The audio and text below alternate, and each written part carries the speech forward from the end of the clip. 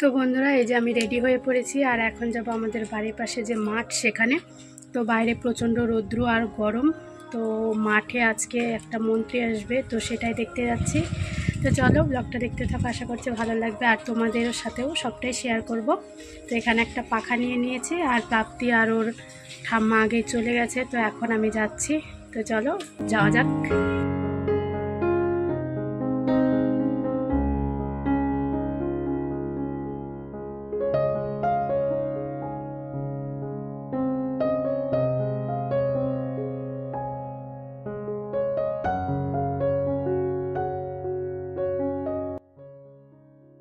जहाँ तुंगा टमाक लिए थे लाइन लाइन कते वो आतंक गरम कते वो बड़ा किन किचु कम बिक्री किन सवार से चलवा तो उन्होंने हमें नोटा निया होम ब्लॉक हैदराबाद ब्लॉक डेन जहाँ मनोनीत एसटी सेल डेन सभापति रेंकु बेस्रा महाशय अवतरणे मिलकर कथाय अजमना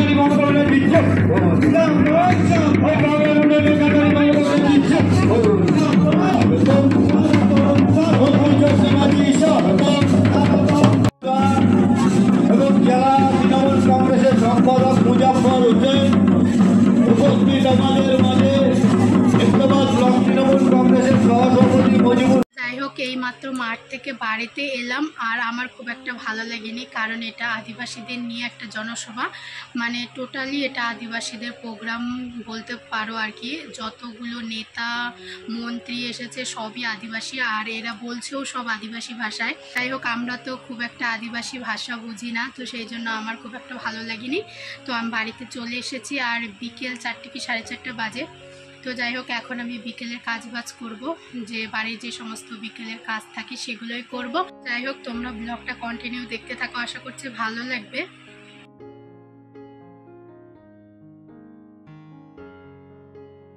আর সামনেই তো ভোট, তার জন্যই কিন্তু এত জনসভা, দুদিন পর পর এই মন্ত্রী ওই মন্ত্রী, তো এ পার্টি ও পার্টি সব পার্টি থেকেই কিন্তু এরকম জনসভা হয়।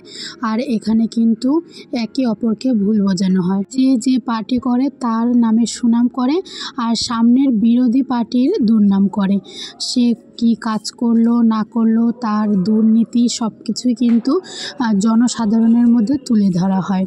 তো যে যে পার্টি করে তার সব কিছুই ভালো কথা বলে আর বিরোধী পার্টির নামেই কিন্তু অন্য ভুলভাল অ্যালিগেশন নিয়ে আসে। তো যাই হোক, এটা পার্টিগত দিক। তো আমরা জনসাধারণ খুবই বোকা, আমাদেরকে যা বোঝানো হয়, যে নেতা যা আশ্বাস দেয় আমরা কিন্তু তাতেই বিশ্বাস করে ফেলি। আর যখনই সে জিতে যায় সেই বিশ্বাস সেই আশ্বাসটা কিন্তু আর রাখে না। তো এভাবেই কিন্তু আমরা জনতারা অনেকবার ঠকেছি আর আমাদের মতো জনসাধারণের মধ্যেই সৃষ্টি হয় বিভেদ, দ্বন্দ্ব, ঝগড়াঝাঁটি, শত্রুতা, সব কিছুই কিন্তু আমাদের মতো সাধারণ মানুষের মধ্যেই দেখা দেয়। আর এই রাজনীতির পেছনেই আছে শুধু দুর্নীতি আর দুর্নীতি। কে ক্ষমতায় আসবে, কে কাকে মেরে খাবে, এটাই এখন লক্ষ্য হয়ে দাঁড়িয়েছে। এখন মানুষের মধ্যে আর মূল্যবোধ, সততা কিছুই নেই, শুধু হিংসা, দ্বন্দ্ব, বিচ্ছেদ, এই সবই।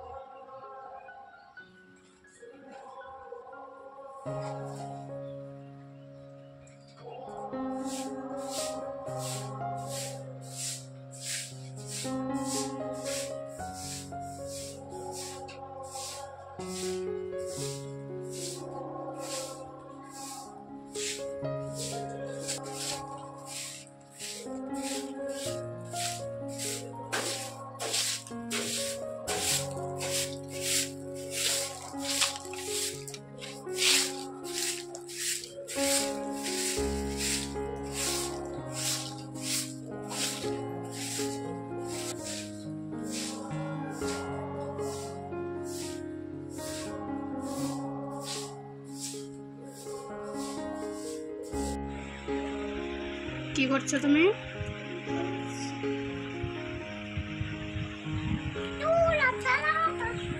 কত খেলনা সব খাটের উপরে ছড়িয়ে ছিটিয়ে রেখেছে। খেলা হয়ে গেলে সব গুছিয়ে রাখবা, ঠিক আছে?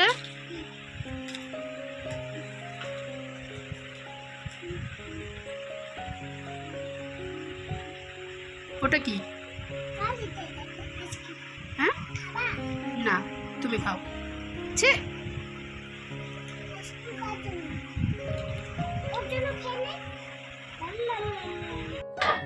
যা কল্পনা এসে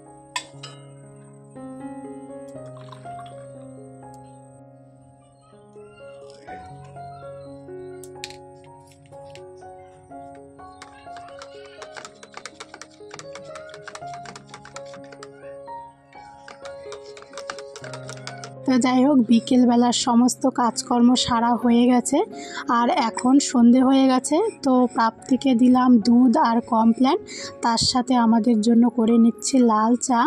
আর বাবা আজকে দোকানে যায়নি, তো সেই জন্য বাড়িতেই চা করলাম। তো বাড়িতে যেহেতু চা করেছি সেই জন্য আমাদের তিনজনের জন্যেই চা করেছি। তো এখন সবাই মিলে চা বিস্কুট খাবো, তারপরেই প্রাপ্তিকে নিয়ে পড়তে বসবো। আমি ঘর বানিয়ে দিয়েছি, তুমি এখন ABCD লেখো। এখানে লেখো, এখানে এখানে এখানে লেখো। হ্যাঁ, তারপরে কিভাবে দিব দেখো না, আমার হাতে ফোন। লেখো, বি লেখো।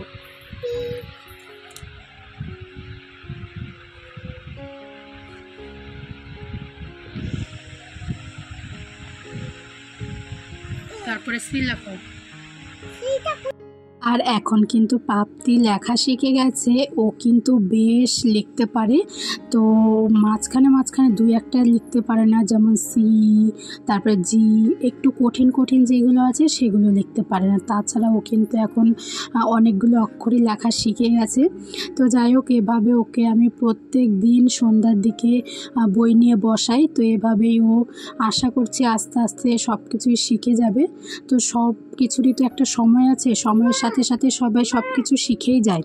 তো চলো বন্ধুরা, আজকের মতো ব্লগটা এই পর্যন্তই। আর আজকের ব্লগের যদি কিছু ভালো লেগে থাকে তাহলে অবশ্যই একটা লাইক কমেন্ট শেয়ার করে দিও, আর সাবস্ক্রাইব করতে একদম ভুলো না। দেখা হবে আরেকটি নতুন ব্লগের সাথে। ততক্ষণের জন্য সবাই খুব ভালো থেকো, সুস্থ থেকো, সাবধানে থেকো, আর পরিবারের সবাইকে খুব ভালো রেখো। টাটা বন্ধুরা।